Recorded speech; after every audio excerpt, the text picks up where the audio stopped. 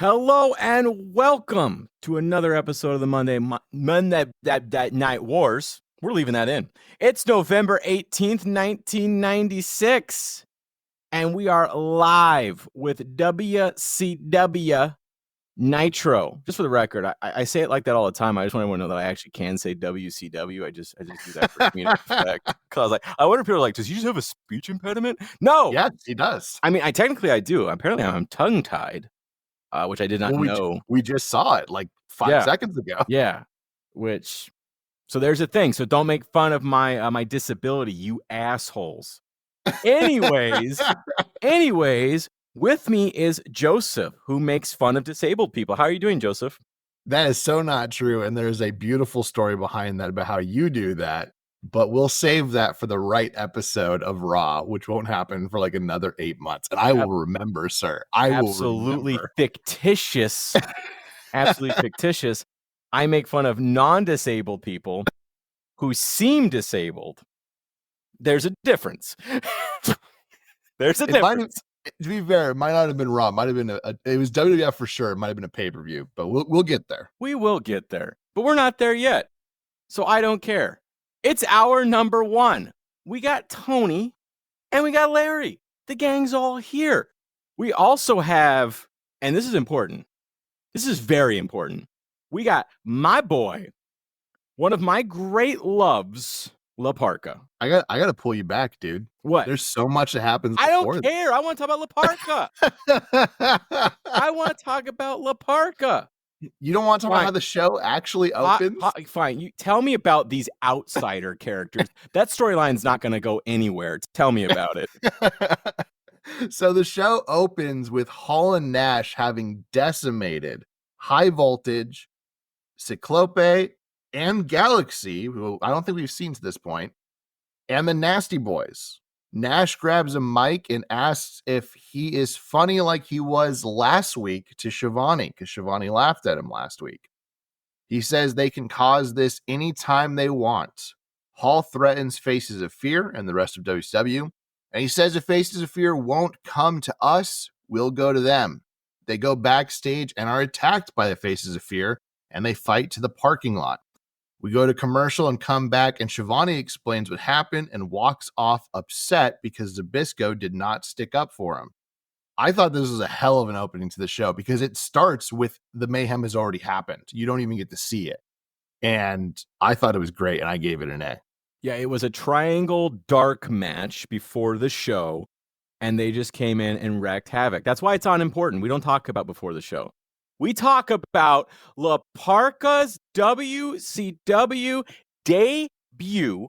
This is big. This is huge. I love La Parka. He may have murdered someone in real life, but that's besides the point. Is it this La Parka who did that? I think so, yeah. Because there's two La Parkas. No, I don't remember which one is I think which. It's this one. We'll find out. I'm like, if you guys know, fact check us. It's fine. I'll look it up right now because we got La Parka versus Juventud 9 minutes, 22 seconds. Tell me about that while I confirm that this is the murdering La Parka. New from Hasbro, La Parka with murder action. So you guys can't see this. Me and Scott are camming together in kind of preparation because our platform will soon start allowing us to record video, and watching Scott do the Juventud Guerrera thing right now was phenomenal, and I can't wait for you guys to see that ridiculousness. Anyways, it's a very fun back and forth match that ends when Juvi goes for an avalanche Rana, but La Parka holds the ropes and Juvi falls. La Parka hits a springboard corkscrew senton, which is essentially Jeff Hardy's Whisper in the Wind, and he gets the win. Now, I kind of have a rule that like important debuts get an automatic A. First off, the match itself actually was fire, but also we do like La Parka, murder or no murder, apparently. So this gets an automatic A from me. Scott, what do you got on that La Parka situation? Yeah, I'm not sure if it was him. It's not on here. I feel like it'd be in personal life. Maybe didn't they like stab someone? Because I thought it was like he and his son like tried to they got in a fight. So I'm pretty sure there's La Parka and there's LA Park. And I think it's LA Park who did it because there's a weird thing. He wrestles as LA Park now, this La Parka. Okay. Because when he went, because there's the big old thing about when he came to the United States, he gave some other guy the rights to use La Parka in Mexico. And then when he went back, the other dude was like, nah, I ain't changing. And so now, and I guess legally the guy had the right. So La Parka had to change his name to LA Park. Right. Okay. So the other La Parka, the one who didn't current give up the name, he's the one, I believe, who. Let's see which one. Well, yeah, this is big. This is huge. What could be happening here? Yeah, we're gonna find this out, guys. We aren't gonna not figure this out. What about if both La Parka? What about if it's the same guy? They're both just it's all La Parka. That would be huge. Okay, so the other La Parka's dead. He died in 2020. This is getting wild. This rabbit hole is getting wild here. Yeah, he actually he hit the steel barrier and concrete floor head first. It paralyzed him. And he died. So I don't know if it's that one. Who murdered someone? I'm gonna Google La Parka murdered someone. This is amazing. The audience gets to hear this happen live. This is just amazing work that we're doing here. I don't even know, man. I don't even know. Yeah, I'm trying to figure this out too, because I know what you're talking about. I don't know if it's killed the guy, but I know there was like an attempted murder or something like that, because it was at a show. Yes. It was at a show that happened. I remember that story. Yeah. So according to the AI on the Google, he did not kill anybody, but there was an attempt. Although I'm still unsure which one it is. Just oh my God.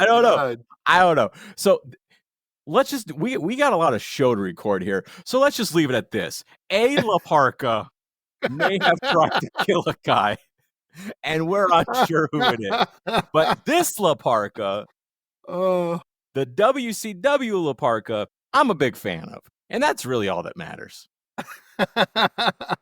And that's really all that matters. Because after that, we got a video package for Ultimo Dragon. Because I love me some Ultimo Dragon. Did not almost murder a guy as far as I know. So that's good too. No, that's never happened for sure. I've never heard of that. I'm just saying. Because a lot of wrestlers have some really dark stuff in their past. In fact, there's a whole show about it called Dark Side of the Ring. When you can make like 8 seasons of a show about it, I think that says something. Anyways, what did you think about this promo? I'm not a fan too much of packages, mostly because we just saw him last week. So it's like, what was the point of giving us a new hype package? Like, it'd be one thing if it was like we hadn't seen him for quite a few weeks, and then they were like, oh, hey, you know what? We just want to remind you this guy's coming back. But it's not that. It's like he was just there. So I don't know. I just wasn't super, super fond of it. It's fine. It's fine as a package goes, but it didn't get me hyped in any sort of way. Although it is funny that they're still calling him Ultimate Dragon. I just ignore that. I'm going to point it out every time. Yeah, at some point they do the switch. I think they actually, if I'm remembering correctly, they talk about it in the episode that they're making the switch. Like they acknowledge it. Or no, there's an interview with him and he's like, yeah, I don't know why you guys call me that or something. Like it's acknowledged. We'll get to it. But the important thing here is that Ultimo Dragon has 8 lightweight championships from across promotions. They call it the J Crown. I don't know what the hell that means, but he's got them. He's got them all, and he's going to be wrestling Rey Mysterio at World War III, and he could lose. He could lose this J Crown or whatever it is. And this is exciting stuff. Exciting stuff. So exciting that it gets us to our next match where the Ultimate Dragon goes against the Dean Malenko. And that's for the World Cruiserweight Championship. Is our boy going to add a 9th title? Tell me, Joseph. Tell me. Oh, absolutely. Nope. Before we get into the finish, Rey Mysterio gets a picture-in-picture, and he says that Malenko is one of the toughest opponents he's ever faced, and he wants to challenge him again. Very simple babyface promo from Rey. It's fine, honestly. Malenko eventually locks in the Texas Cloverleaf, but Sonny Ono interferes with the match. Malenko ends up throwing Ultimate or Ultimo Dragon over the top rope for the stupidest fucking DQ in what was a very entertaining match to that point. So I'm going to give it a B, but man, that could have been so much better if they didn't fucking end it the way they did. We were just talking last night about the over the top rope rule and how sometimes it's enforced and sometimes it's not. And you can never be sure. But tonight it's being enforced. Huh. I didn't write it down. Was this Nick Patrick? Was this Nick Patrick calling it? I didn't see that. I didn't pay attention to who was doing it because there was no storyline stuff happening with it, so I didn't pay much attention. Because as we know, Nick Patrick is a straight shooter. So I could see Nick Patrick just calling it like he sees it because he is a straight shooter all the time. After that, though, we got a promo for Saturday night, 6:05 on the Superstation, TBS. We got Faces of Fear going against Galaxy and Encyclope. You're gonna nothing that? You're gonna nothing the Cyclope? I'm just gonna let you do what you gotta do, man. All right, fine. Whatever. I have a speech impediment. You saw the trap. It was like the carrot with the box and the little stick, and you saw it and you said, "No, I'm not doing that." I thought I had you there, man. Anyway, not today, homie. More importantly, though, we got the TV champ Steven Regal on 6:05 because that's the only place that the TV title is defended. This must legitimately be a thing that the TV that they're consciously doing, that the TV title is put up on Saturday night, because I don't understand why else this keeps happening where it's always there. And he's going up against Dean Malenko for it. That's going to be a good match. And then we got Taskmaster and Chris Jericho. I like one of those guys. Arn Anderson, he's there. Bunkhouse Buck, I like one of those guys. Jeff Jarrett going against Mike Enos, I like one of those guys. How exciting is 6:05 Saturday night on the Superstation, and we can't watch it. But what we can watch is something even better than that. It's a recap of Sherry and Colonel Robert Parker's love affair, or really just what happened last week when she took a swing at him for turning heel and siding with the other side and breaking her heart. Joseph, not really much to report here, but you got anything on it? I don't, but I do have an update on the LA La Parka situation. Have you solved it? I have. Okay. So there was no murder, but you could potentially call it a attempted murder. Yeah. It was LA Park, who is this La Parka, and it was his son, and it was against Jacob Fatu, who I don't know why the fuck anyone would try to fight Jacob Fatu. And who is he tagging with? Something Hammerstone. Can't find the other part of his name. Anyways, they were having a feud, and then after they apparently went off script and just started attacking him with real punches and chair shots and like going really hard on them and like not stiff working, like legitimately trying to put them out. And then they were fired by MLW. That's where it happened in 2022. Figured it out. I told you it was this one, but he's great. He's great. Okay. Yeah. On WCW, he's great. It is my childhood memories, and they will not be slandered, okay, by truth and fact. I get it. And as you wear your La Parka mask and make fun of the mentally challenged, none of this has happened. I have worn the La Parka mask. Yes, I do have a La Parka mask, but the other part is completely fictitious, and I will not stand for it. Anyways, the man plays a chair like a guitar. It's perfect. It's perfect. After that, we got the Amazing French Canadians versus the American Males. Well, I guess the American Males are back together. I thought they were having troubles. It's so good to see them back together and working so well together. Right, Joseph? Yeah, it's great, except for oh man, this match ends in shenanigans, and Bagwell is upset at Scotty Riggs for, as he sees it, screwing him over. and the amazing French Canadians win. I think it makes sense, honestly. I think the match is fine. It's a TV match. I think there's a little bit of storyline, and I gave it a C. I wasn't amazed by anything that I saw, but it wasn't unentertaining like some of the stuff we're gonna see later on. Oh, I liked it. Yeah, that was a 5-minute, 25-second match. Like you said, ends in shenanigans because this is the storyline that Marcus Alexander Bagwell, who will soon become the Buff Bagwell, just doesn't think that Scotty Riggs is pulling his weight. And I like the storyline. I like it because Buff Bagwell plays a douchebag very well. Plays one. Plays one, absolutely. That's all I'm saying. Although I did hear that he and La Parka tried to kill a guy one time. Now that's allegedly. One of those guys tried to kill a guy. Allegedly, I guess. But it wasn't really allegedly. It was like live in front of a studio audience. But anyways, after that we've got the WCWWrestling.com. They're hyping that. They've got a website now. This is big. The internet is here. This is space age shit. I just Googled WCWWrestling.com and malicious website blocked. So don't go there. Do not go there. Because apparently it's got, I assumed it was going to redirect me to WWE is what I assumed. Right? Because they bought it. But no, apparently someone else got WCWWrestling.com and now it's God knows what because I'm not clicking any further. After that, you said you didn't like packages earlier, but you might like the total package Lex Luger in this match against Hugh Morris. 4 minutes, 22 seconds. What did you think of this? Arn has a picture-in-picture and says he has a shot in Baltimore to get back at Lex. And if it's a lie, they fight on that lie. Lex wins with the torture rack, and my wife pointed out that I'm not taking a lot of notes during this. And I explained that's because this is a standard but good TV match.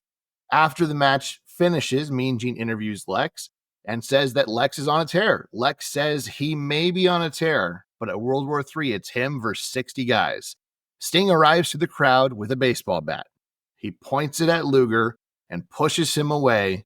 Then he hands him the bat, and then he leaves. Gene asks, what does Lex make of this? And Luger is speechless, and he leaves. Gets a fucking A. The match is fine. It's a good TV match. Not a whole lot to write home about. Liked Arn's promo, but the Sting shit is, it's chef's kiss. It's fantastic. Yeah, this is really about the story. Right. And what a story. Yeah, Sting says nothing, just hands him the bat like, you know what to do. Man. This is getting hot. I like it. But not as hot as Saturday night 6:05 on the TBS Superstation because we have a flashback. Nick Patrick was on the Superstation because that's where stories happen. That's where the stories happen is on 6:05 Saturday night. And this is again about Nick Patrick's beef with Jericho. Jericho thinks that Nick Patrick isn't calling it like it is, which is startling to hear.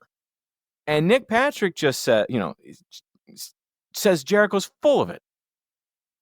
And then Teddy Long gets involved too, because Teddy Long's had enough of what he says are Nick Patrick's bad calls. And Teddy Long says, Jericho could beat you with one hand tied behind his back. And Nick Patrick's lawyers go, oh, you don't say, do you? And this leads to probably a match that in hindsight, when we rewatch, is going to be stupid. I mean, it was to begin with, but we liked it. We liked it, and we're getting it. It's coming, Joseph. What'd you think of this? I mean, it's pretty standard again, but anything more? It's standard. I'm not going to grade anything because it technically didn't happen on Raw. It happened on Saturday night, 6:05. 6:05, the Superstation. But I'm pretty hyped to talk about that match when we get there. But if you want to hear about that match, you're going to have to pay $2 a month to get the Patreon. Ooh, because it's going to be at World War III. Absolutely, you will. Oh, my goodness. I mean, I would pay $2 to hear about this match. People are gonna pay the $2, think it is like the match of the century. They're gonna think this is Macho and Jimmy Fly Super Snuka at WrestleMania 48, and it's gonna be amazing. I purposely get that wrong because it's like one of Joseph's favorite matches ever, ladies and gentlemen. Just so you know. Yeah, someone's gonna write in. I can't believe you fucking screwed that up. Did it on purpose. I longtime listeners of the pod may know that I purposely get things wrong just to amuse and befuddle Joseph. You know, and then also, but the beautiful thing about that then is when I truly mess something up, he doesn't know if I'm just ignorant or being funny. Like all the Japanese wrestler names. Am I really messing those up on purpose? Or do I just not know how to say their names? You'll never know, ladies and gentlemen. So stupid. Anyways, that leads into our next match, which is Chris Jericho versus Johnny Grunge. And I have a feeling I know how this one's gonna go. 5 minutes, 22 seconds. Tell me about it. If you watch this on Peacock, or what was formerly on the network, and when they moved to Netflix, I assume all this stuff is moving over. Who knows? We'll find out. But if you watch this on those platforms, you're not going to hear the theme that Jericho had at the time or has had lately. Instead, you'll hear Jericho's iconic WWE theme, Break the Walls Down. However, that was obviously not his theme at the time. He had a new WCW theme, and it was a clear ripoff of Even Flow by Pearl Jam. Now, some combination of not owning the rights to that song or Pearl Jam being like, nah, you can't rip off our music like Nirvana did with the DDP theme song. Whichever one, it led to the WWE Network when it was created, them just going, we're going to redub this and put Jericho's Break the Walls Down theme in. And that's kind of what you have. So if you hear it, you're like, that's out of place. Yeah, there's a reason for that. Nick Patrick looks on during this match menacingly. In fact, I think he's even got the sunglasses and like the black like jacket or something like that. Johnny Grunge puts Jericho on a table. Go figure. Grunge dives on him, but with a chair actually, but Jericho rolls off. Jericho hits a missile drop kick and gets the win. G interviews Jericho, and Teddy Long comes over and he apologizes to Jericho for setting up the one arm tied behind his back match, which he didn't mean to. Jericho says it was the only way to get Patrick in the ring, so he's grateful. Match isn't amazing, but I kind of like the storylines going on, so I gave it a B. The storyline is the only thing that matters. This is the hottest storyline going right now. If this was on WWF, this would be the best storyline they have. Oh, 100%. 100%. Hottest storyline going on right now. And good guy Jericho, man. He's like, don't even worry about it. You know, you got me what I wanted, and what I want is to whoop Nick Patrick's ass.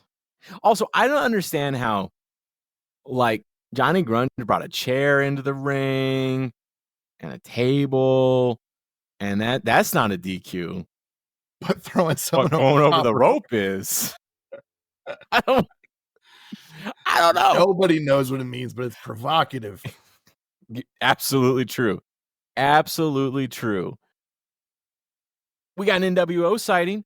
We got Hollywood Hogan, Ted DiBiase, Vincenzo, and Miss Elizabeth. That's Vincent for the uninitiated. They come over to the announce table, and they got some things to say, Joseph, don't they? They do. Hogan grabs a mic and he wants to set the record straight and tells Bischoff to tell everyone that he is a bigger icon than Roddy Piper. Bischoff reluctantly agrees to this. He then tells Bischoff to tell everyone that Roddy Piper is afraid of Hollywood Hulk Hogan. Bischoff again reluctantly agrees. He then tells him to tell everyone that Hollywood Hulk Hogan is 100 times richer than Roddy Piper, which is probably true to be fair. I would say that is probably a factual statement. Hulk Hogan, probably one of the richest wrestlers of all time. Well, we'll see. Anyway, I mean, The Rock. I think The Rock is definitely number one at this point. Yeah, I'd say Hulk Hogan's up there. Yeah, he's probably. I would say he would have been in this era. I think now he probably isn't. Bischoff reluctantly agrees to this as well. Now that Hogan feels that everyone knows who really runs the show, he's satisfied, and the segment closes. You know, you say what you will about Hollywood Hulk Hogan and him being a complete bag of shit. But this is Say pretty it if good. you will, Yeah. say what you Yeah. will. If you are inclined to say so, you may. However, this was a fire segment. I gave it an A. He's good at being a bad guy. Yeah. Like Marcus Bagwell, it just comes naturally to him. Some may say. But then we go to Mean Gene. And he's standing with DDP, Diamond Dallas Page. And DDP says that he ain't gonna be the 8th pick. That's chump. That's chump shit. And DDP ain't an 8th pick. And then the gang all comes out. Hall, Nash, Giant, Six, they all come out and say, hey man, you just don't get it. And DDP says, yeah, I don't. And I was like, ooh, hell yeah, DDP. I'm liking this. Tell me what you thought of this. I don't think this was quite as good as the previous week segment. It was kind of interesting because the one thing I really did like about it is that Giant actually speaks up because he's with them and he says, I don't understand why, we've taken out all of Hogan's buddies. Why don't we just do that with this guy? And Nash says, you know what, man, you don't get it either. And then Six speaks up because he's such a dweeb. And I mean that in the best possible way. He's perfect in this role. And he's like, oh, I get it. And they're like, see, he gets it. And it's like, he clearly doesn't fucking get it because no one gets it. No one knows what he's saying. There's nothing to get. Yeah. And it's great. It's fantastic. Nash says it's going to be something very beautiful tonight. And then he leaves. I gave it a B. It's pretty good. Not the best segment we've had with them, but it's, again, they're the DDP NWO thing they've had for the last few weeks. I'm digging it. It's effectively the same segment that we had last week with the, you don't get it, you don't understand. Yeah. It's just politics, all of that. But again, this is storytelling, and this actually leads to really important storytelling stuff like defining moments in WCW. Right. Where we get the DDP we all know and love out of this. So they can drag this out as long as they want. As long as I get Gene wearing DDP. That's all I need. But I know what you need, Joseph. You need your Jeff Jarrett time. Absolutely, I do. Because you're a big fan of Jeff Jarrett and his weird cut up shirt top. Which is really the only thing you don't really like about him. It's just that outfit. Yeah, it's just the worst. I love it. Well, the thing is, I think it's a fantastic heel outfit because it just looks so douchey. Yeah, so pretentious. So with the blonde hair, he looks like a perfect heel. But he's not a heel. He's the savior of WCW, even though he hasn't won anything. But on top of that, he's not, even when he has been a heel, he hasn't really been douchey. Yeah. He should be very snobby. If he was that way, I think I'd appreciate it way more. But it isn't. But he may get a win here because he's going against Bobby Eaton. I mean, that's got to be a win, right? 2 minutes, 19 seconds. That sounds like a squash match to me. Bobby and not the Earl anymore. He stopped being that a while ago. Jarrett locks in the figure 4 as Ric Flair comes out arm in a sling. And Jarrett gets the win. Like he said, it's pretty quick. Nature Boy wants to see Jarrett strut. By the way, Flair's sweater is super 90s. It's superb, and I want it. Gene interviews it too. Jarrett says that WCW needs to go to war and stick together. Nate says that Jeff Jarrett is good to go and that Flair will be back soon. He asks if Jarrett can style and profile in the meantime. He says Jeff Jarrett is in the 4 Horsemen because the Nature Boy says so. I gave it a B. It's a pretty good segment all around. Nature Boy carries the shit out of it. But also, breaking news, Jeff Jarrett a Horseman now. Yeah, whether Benoit or Mongo like it, Ric Flair says. This is one of those things that I feel like the very next week they're going to kind of forget that he said that and immediately go back to, you're not a Horseman. Absolutely. Well, Flair may have said that, but we don't agree. But yeah, but Flair says he's in because Flair says so. So this could be something. I feel like there could be a storyline here where the rest of the gang doesn't go along with it, right? I mean, I think that's a story angle. I don't really know why, because they let Mongo in. So I mean, if they're saying we just don't think about that, Scott. yeah, I mean, if the whole point is like, oh, you can't be in here because the Horsemen are the symbol of excellence, is like Jeff Jarrett a lot more technically proficient than Mongo. So I don't really know what the argument here is, but it is what it is. And you failed to mention that Sting has been watching the whole thing. He's up there, man. I did fail to mention that. Yeah, it's important. He's here. He's watching. He went and got another bat from Bat Barn and then came back. After that, though, we pretty much go into our next match, which is Big Bubba versus. Whoa! What, did I miss something? Whoa! You did just miss something, Scott. Did I miss Lee Marshall? You just committed a crime, sir. Did I miss Lee Marshall? You did. Did I put him in the wrong place? Tell me about Lee Marshall, because apparently I forgot to mention Lee Marshall, which you're right, is a crime. And while you talk about the Nitro party that he's throwing, I'm going to whip myself. Lee Marshall is at a Nitro party in Norfolk, Virginia, and Scott is hitting himself with this pad of paper. He says that this area is called the Virginia Waterfront, but they have renamed it the War Zone. He says the fans want to know from Bobby if the emphasis is on the first or second syllable of the Weasel chant. Fucking great. How do you not love this? It gets an A. Beautiful work. Although I will say, I think Warzone might be a little bit of stealing some intellectual property there. I don't know. We'll see.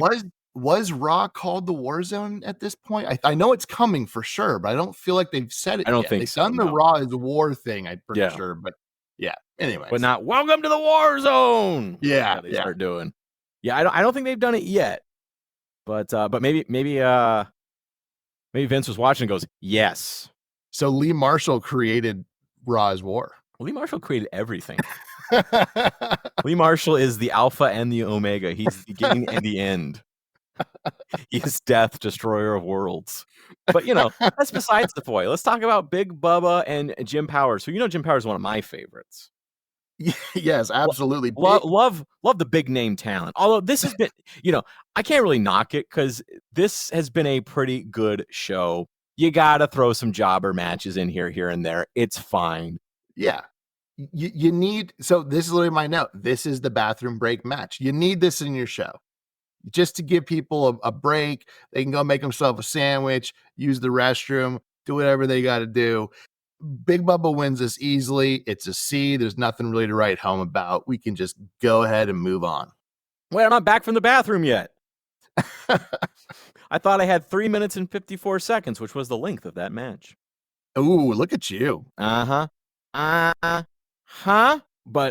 here we go. Our main event, which is actually hot. This is a hot match. This is a good main event. This is Chris Benoit versus Eddie Guerrero. I don't really feel like we need to say anything more, so let's just go straight into Raw. Because, do we need to say anything? It's an Eddie Guerrero Chris Benoit match. Tell me about this. There is a Bischoff thing after. Yes, there is something at the end. That's important. I'm joking. Yeah. Here's what I'll say about this. First off, there is actually a storyline thing we got to talk about. Taskmaster is in picture-in-picture, and he says that he's going to give Benoit a history lesson in Baltimore. It's probably about legal drinking on the street, as long as a paper bag covered the bottle. This is the kind of match that you expect from Benoit and Eddie Guerrero. It's technically perfect and high intensity and just a joy to watch. Benoit wins on a reverse of a Rana into a seated pin. It gets a fucking B+. I can't give it higher than that because there's no actual storyline between these two, but it's just another perfect Benoit Guerrero match. Like, this is kind of the one that we wanted a few weeks ago, and we didn't really get it. Like, this is them exactly how we expect them to be. It's fantastic. Yeah, great match. It's a 5-star match as far as I'm concerned. No, I'm kidding. But I mean, from a technical standpoint, it is. It's a absolutely fantastic. Yeah. It's a fantastic exhibition of technical wrestling. Joseph's right.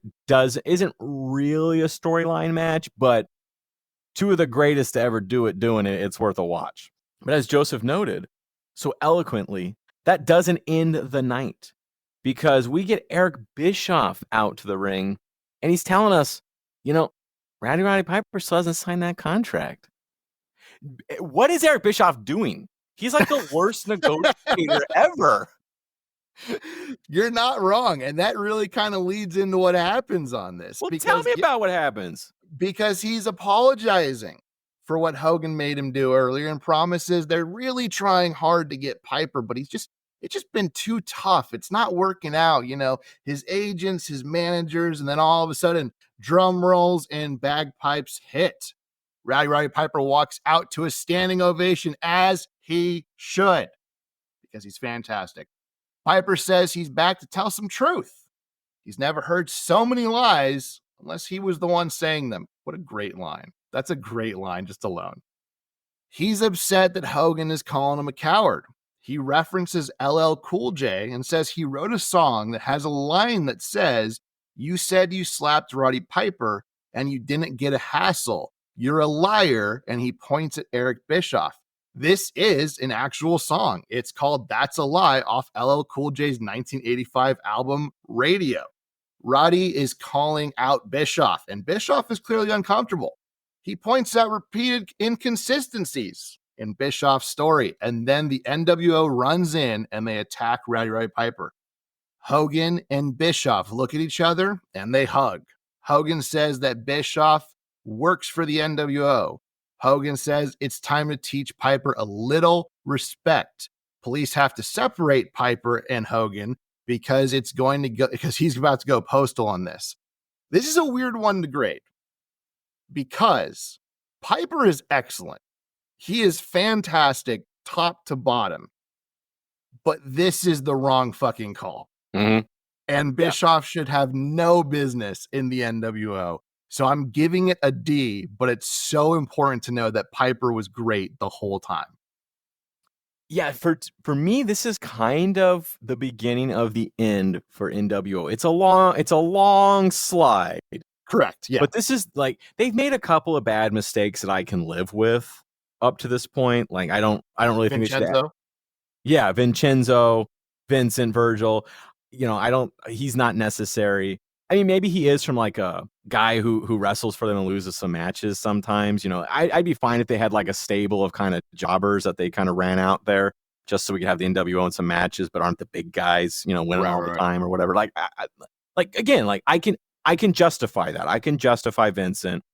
I don't think the Giant being the first like WCW guy to join, I don't really think that was great either, but I can justify it.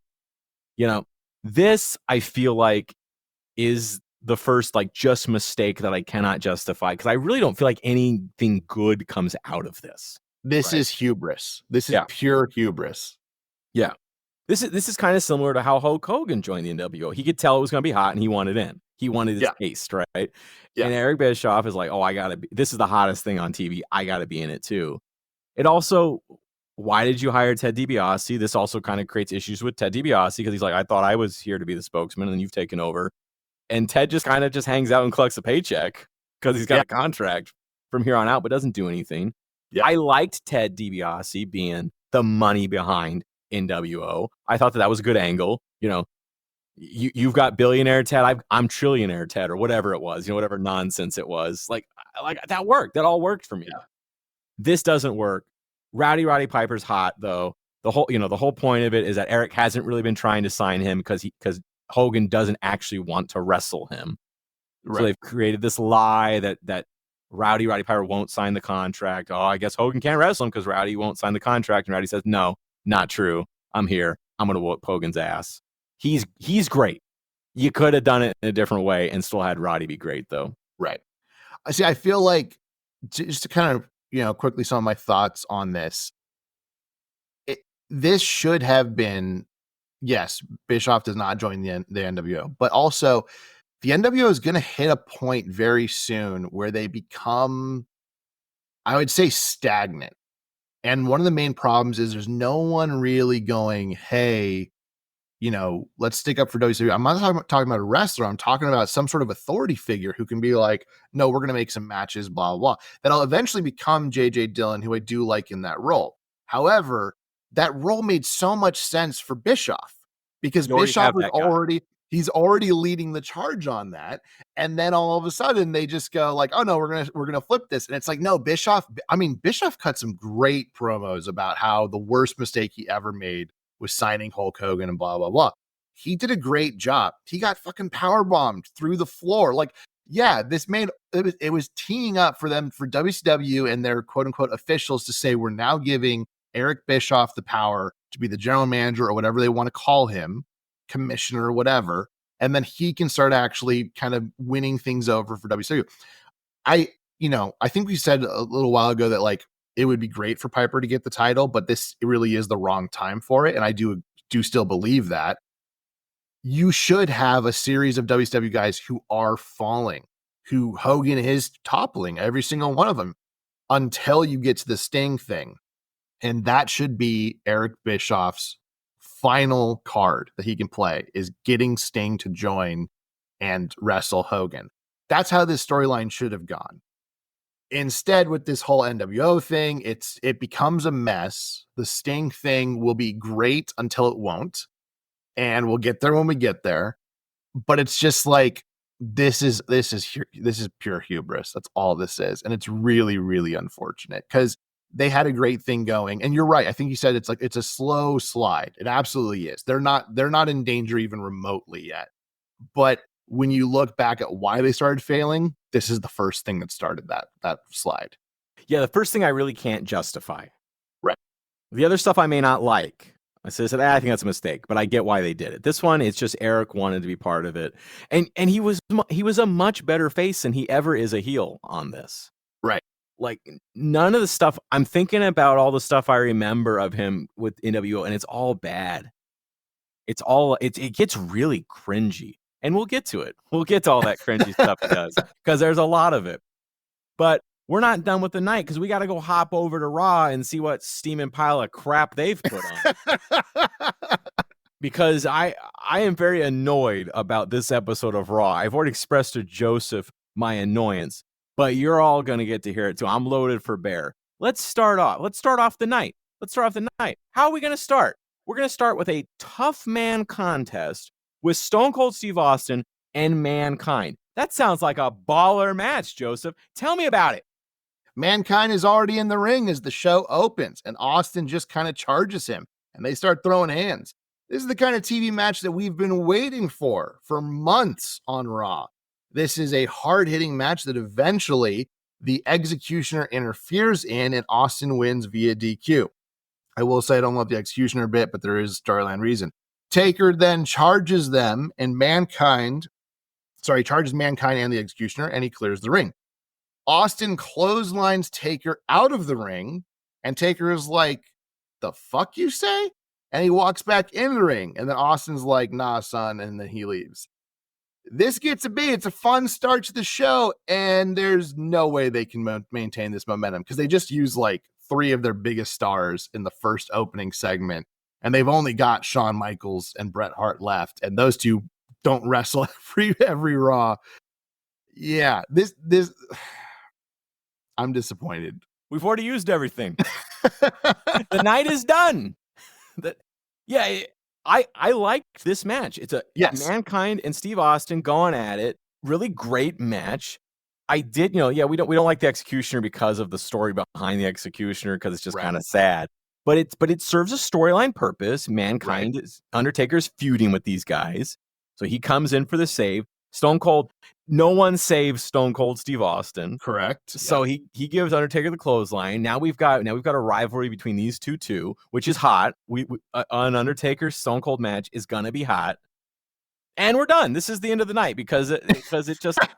I mean, I guess next up, the next match is not bad either. I mean, it's Farouk Savio Vega, but you start with that match, and then you go Farouk Savio Vega. It can't get worse than that, right, Scott? Oh, it does. It does. It does. But tell me about Farouk Savio Vega before I start screaming. Before we see if the mic will just cut off my screaming. Sonny comes down to the ring and grabs a mic, and 30 years later kills a guy. No, seriously, she introduces Farouk. The Nation comes out, and PG-13 raps. I think this is the first time they've rapped. Is that this one? No, I think they rapped the first time.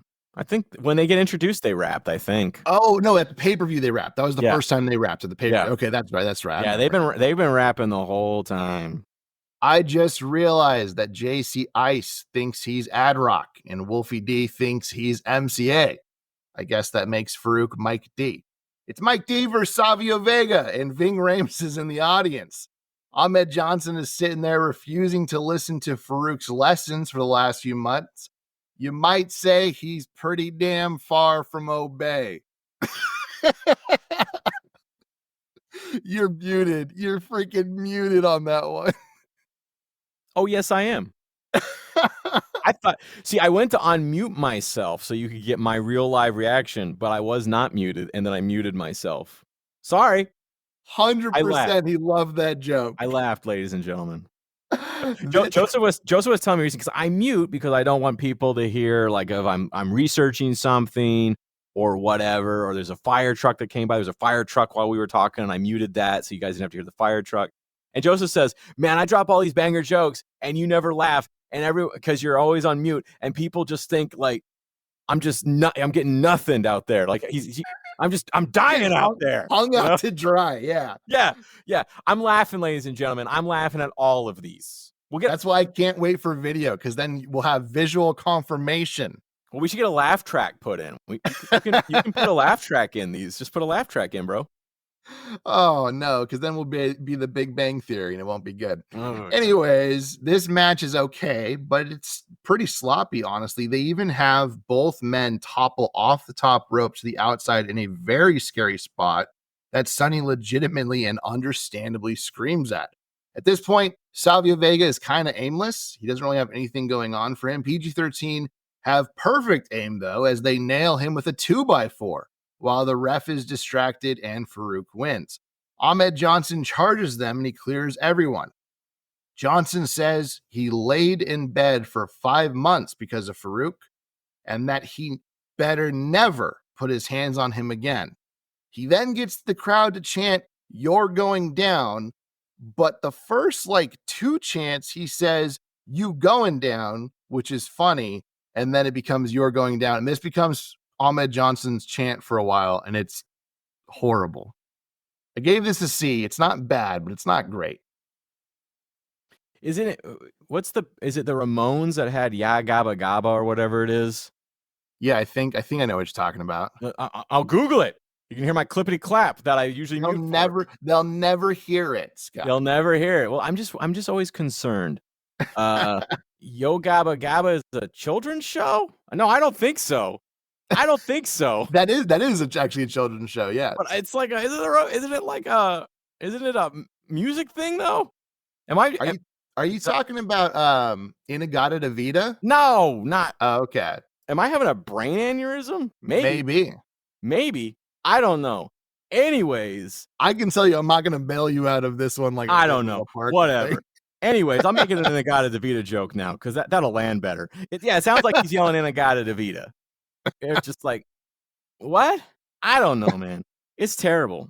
I hate this. Oh man. After that, though, Vince McMahon tells us that Shawn Michaels is the greatest thing since sliced bread. I don't know why. I don't know what this is for, but he's not wrong. Yeah. Joseph agrees 100%. But I also don't get what the point of this is. It's Who knows? It really is just like he's great, and it's like, okay, I mean, yeah, he's your headline star, but why? What did you think of this? I mean, exactly how you feel. Why? We had 2 minutes to fill.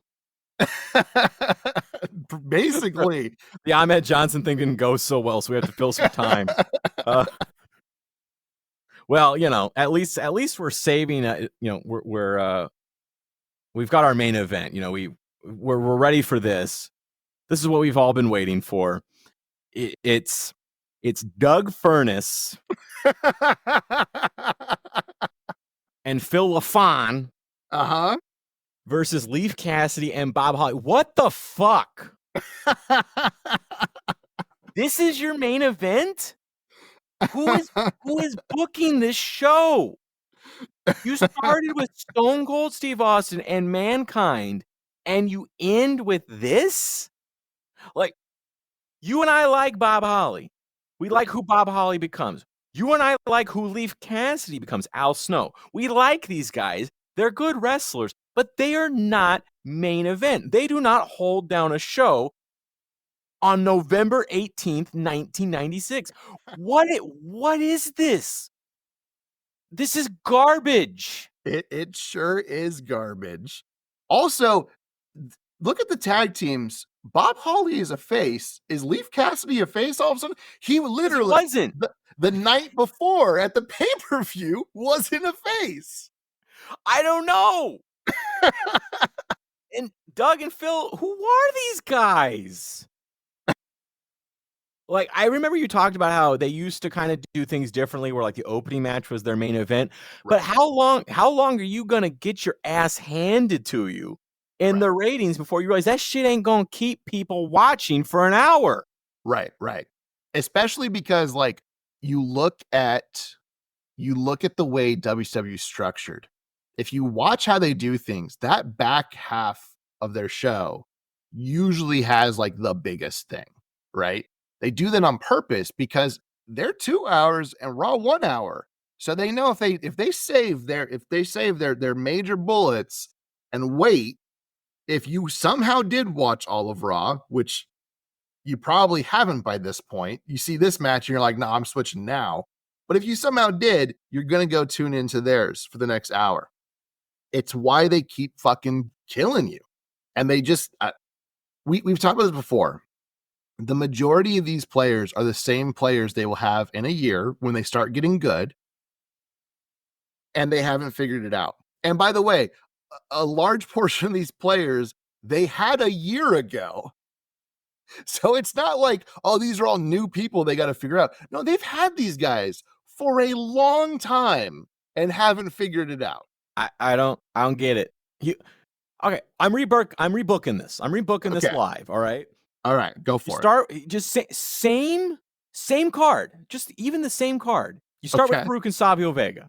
All right, because they're both pretty good. It's a good start to your night, right? They're both fairly good. It's kind of a messy. It ends up being a messy match because Farouk ain't really there yet, wrestling wise. He needs some work, but it's fine. It's a fine match to start with. Then you have this tag team match, P break, in the middle, right? And then you do Stone Cold and Mankind. That it's obvious. Yeah. I mean, we still would say that, obviously Raw doesn't beat Nitro because Nitro was pretty fire most of the night, but at least the show would be bearable. It's going to keep me watching. Yeah. Oh my God. It's insane. It's absolutely insane. What's going on here? We talk about the actual match. What are we doing? What are we doing? You want to know what WWF's doing? They're fucking something up, and Spanish commentary accidentally pipes in like multiple times, which is hilarious. It's the only fun part. We get a picture-in-picture with Bulldog and Owen, and now Clarence Mason is their manager again? What? Is there storylines going on in WCW Saturday Night that we keep missing? Because this episode has gone off the rails with continuity. During this, Jerry Lawler brings up Albert Bell signing for $50 million, which is true. He did. He signed with the Chicago White Sox on this day in 1996 for a 5-year, $55 million deal. How did he do on the White Sox? Great. He had 2 back-to-back stellar seasons, opted out of his deal, and signed a new 5-year, $65 million contract with the Baltimore Orioles. Unfortunately, arthritis got the better of him, and after 2 very good seasons in Baltimore, where the gods will not help you, he retired at the age of 33. Bell was on a Hall of Fame trajectory prior to this. Oh, also, the Canadians won this match, and it's garbage and gets a D. They're Canadian? Yeah. I didn't even know that. The Amazing Canadians are on the other show. Yeah, they win. And these 2 nobodies win. Like, say what you will about Leif Cassidy and Bob Holly, like, they're on the show. Right. We see them. They're like signed talent. They're regular. Right. Yeah. And they lose to these 2 guys. Are they pushing these 2? They kind of try a few times and it never works. Why? Why are you doing this? Stop. Fuck. Then Sid comes out. Tell me about Sid coming out. I'm done with this. Well, we're almost done, Scott. Don't worry. JR interviews Sid and he asks if he has any remorse for his actions. Sid says no. He respects Lothario, but he put his ass on the apron and became part of the game. He wanted in the game. Now he's in the game. Lothario probably realized the game just ain't in him anymore. None of it is. Sid says he'll be a fighting champion, but he keeps one in the chamber in case you're pondering. Also, Sid called Bret the Hitman Hart Britman, and I laughed very hard. This is the not great Sid where he screams too much, but I did think his points were okay, so I'll give it a B-. Well, that does it. Who won? I mean, I think it's clear. Raw. I would say The Wire because I layered this episode with The Wire references. Like almost every segment has a reference in it. You know, I got to go back. I got to replay the tape. I missed these, my friend. I think I'm just so mad. I did them so smoothly. It sounded like they were part of people's promos when they weren't. Oh, I'm going to look into this. I'm going to go back. Like, this is like at the end of the Untouchables when he's looking around the office and realizes that, not the Untouchables, the Usual Suspects. Yeah. When he's looking around the office and realizing that dude just made everything up on things around the office. This is going to happen when I'm watching this episode. I'm just in a dark place over this episode of Raw. Well, and like I said, and I think, as we've said before, I think what makes it worse is that in our watch, we're like a year ahead at this point, and Raw is starting to click. We're enjoying Raw. And then I have to go back and watch this dumpster fire of a program. It is the worst. The worst. So I think Raw really, really won it tonight. I think they were probably the best program. No, it's absolutely they did. You know, when you're going, man, how did Nitro win for so long? Because Raw is garbage. That's how they win. Granted, WCW is doing some good things, but WCW could put 2 hours of a turd drying in the sun, and that's it. That's the show, and I would watch that over what's happening on Raw most of the time. I'm so mad. And we're gonna do this for like 5 more years. 5? We're gonna go all the way, man. Yeah, well, and the problem is too, as Raw starts getting good, Nitro turns into garbage. So I'm never gonna get a reprieve. It's never gonna get better. Yeah, absolutely. And on that happy note, we'll see you at the pay-per-view. Bye, guys. Bye, guys.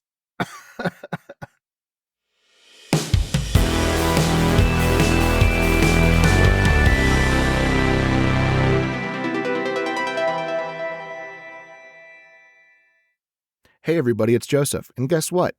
Not only can you listen to us every Monday on Spotify, but you can find us on Apple Podcasts, iHeartRadio, Amazon Music, and YouTube Podcasts as well. Just search for Monday Night Wars Podcast. If you want to reach out to us, you can find us on Twitter at MON Night Wars Pod, on Instagram at Monday Night Wars Podcast, or just email us at mnwpodcast@gmail.com. And finally, subscribe to our Patreon at Monday Night Wars Podcast. For $2 a month, you get every pay-per-view from WCW and WWF during this era, as well as additional content later on. Once again, thank you for listening. We'll see you here next time on the Monday Night Wars Podcast.